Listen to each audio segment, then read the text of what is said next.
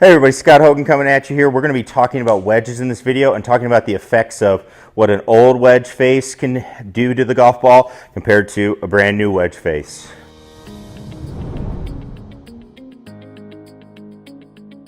Hey everybody, Scott Hogan coming at you here. So we're talking wedges here, and this is one of my favorite things to look at is just wedge equipment. I think it's so important. It's so overlooked when we talk about the game of golf, and where I see so much talk about drivers, having your wedges up to date is really important, and especially for when we're talking about just keeping the clubs and the grooves and the face fresh. I wanted to go through this video and kind of give a demonstration of what happens when we get a little bit more worn down. So we've got two very identical wedges, two Titleist Vokey 60-degree wedges. You're going to see this one's been hit for about a year, and this one is brand new, so we're showing you kind of the face as you look. But as we go through here, we're going to kind of show you what happens to the performance of the wedge. A lot of shots I see hit, why is this happening? And when people see pros on TV, what happens with their shots and why are they so successful? And one thing you have to know is they're getting their wedges either sharpened up, or they're getting their wedges refreshed every other week, and pretty much getting new wedges almost every other week, if not every week. And that's a huge advantage, obviously. But what we wanted to do is show you a couple of things with those wedges and kind of go from there. So we're going to use our GC2. We're also going to be using a Snell golf ball, so you do want to have a good golf ball. That does matter. So we're going to use that ball all the way through for the tests and kind of see what's going on. So what I'm going to do is we're going to hit a series of shots. I'm going to hit a 30-yard shot, a 50-yard shot, and then I'm going to hit a full swing, which should be around 80 or so, 80, 90 yards for me with a 60-degree wedge.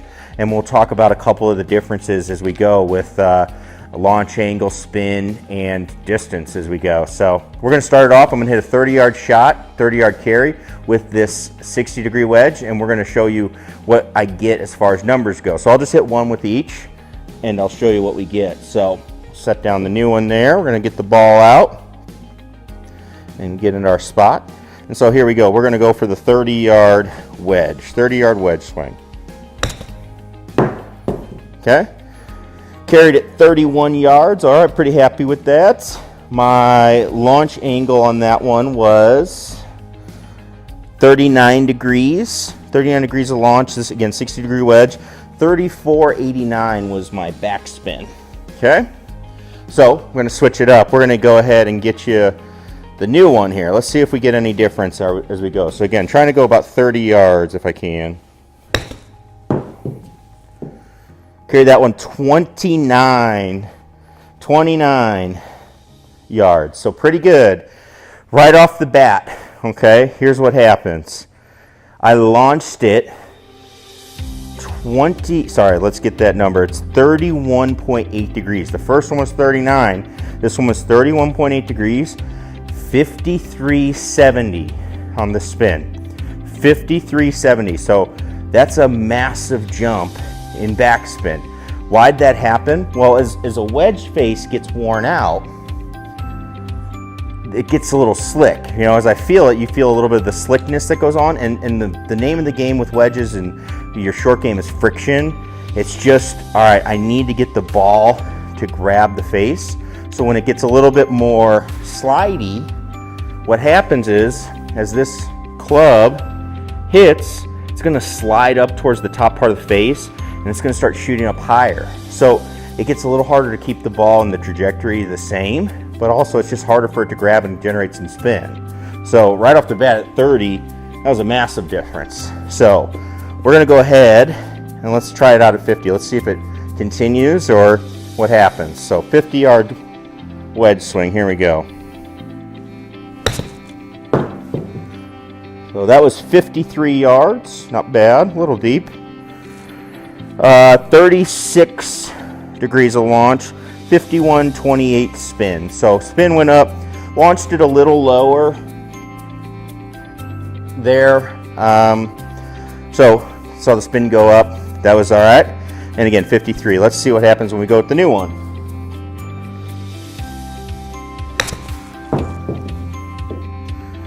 .44, launched it at 27.6. So again, I'm noticing right off the bat, they're going lower. That one was hit very pure. You can see it's so new. Right, maybe a groove low, but pretty pure to the center. It was actually pretty good. I would take that.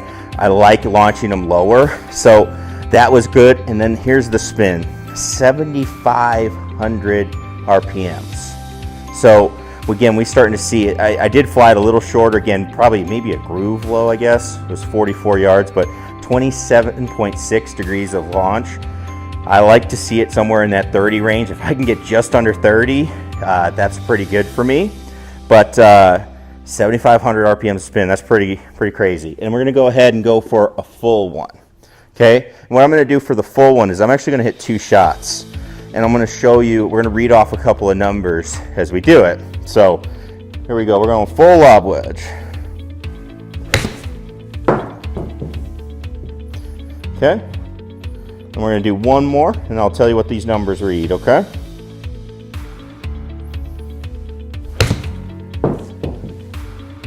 So 75 yards, I got 76 yards on the first one, so all right, pretty good. 36, the spin again, first one was right around 5,900, this one's 5,771, okay? So low 58s, 36 degrees of launch. All right, not too bad. As we've gone more speed, I've been able to keep the launch down a little bit, but again, 75 yards of carry, not a lot of spin. I'd like to hit it farther with this club, and I think I can. So here's the new one. And I hit the first one's pretty good. 76 yards, so maybe I'm not gonna hit it as far as I thought. But again, the kicker, spin rate, 9,799 RPMs, 30.4 on the launch. Again, launch way down.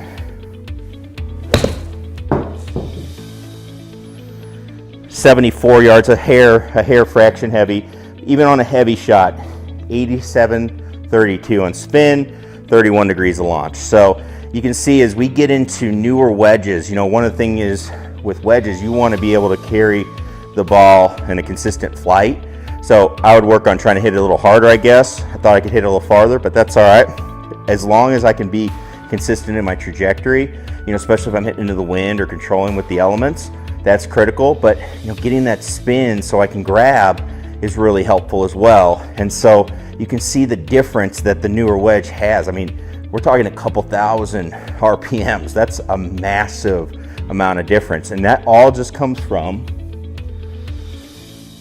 the wedge that we're using and the condition that it's in. So, you know, something to think about is your wedges. Again, these kind of get bought, and I know they get, you know, saved and people keep them. They're old trusties, things like that. But, you know, being able to upgrade these, this has a more important, I would say, a more important effect on your game than your driver and being able to control the ball. So something to think about is how these new wedges can go. So you can see the critical things that they affect is, you know, we saw carries pretty similar, especially as we got out there, but you know, how much the ball spins, how much it's launching, you know, those things where we're trying to really get dialed in with wedges, that can be a huge factor. So something to think about with the wedges. Just wanted to throw it out there, show you the difference. We had a brand new wedge here and wanted to show you why it's a big deal and what it can do for your game. So if you're looking for a more predictable launch, more spin, make sure those wedges are in good shape, or else think about trying to replace them a little bit, and you can go from there. And it doesn't even have to be the most current models. It can be, you know, a model old. It's just,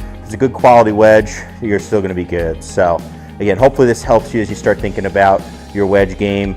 Again, we're going to be comparing golf balls with the new wedge and seeing what kind of spin numbers. Again, this was the Snell ball. So if you don't want to miss any of the ball testing we're doing, any of that, make sure you subscribe below, and also let us know what you want to learn about with your swing. We got plenty of new tips coming up. We're excited to share those with you in 2019. So again, thanks everybody for your support with our channel as it's growing, and we look forward to 2019 and continuing on with it. So excited for it. Happy New Year, everybody. Hopefully it's safe and fun, and we'll see you in 2019.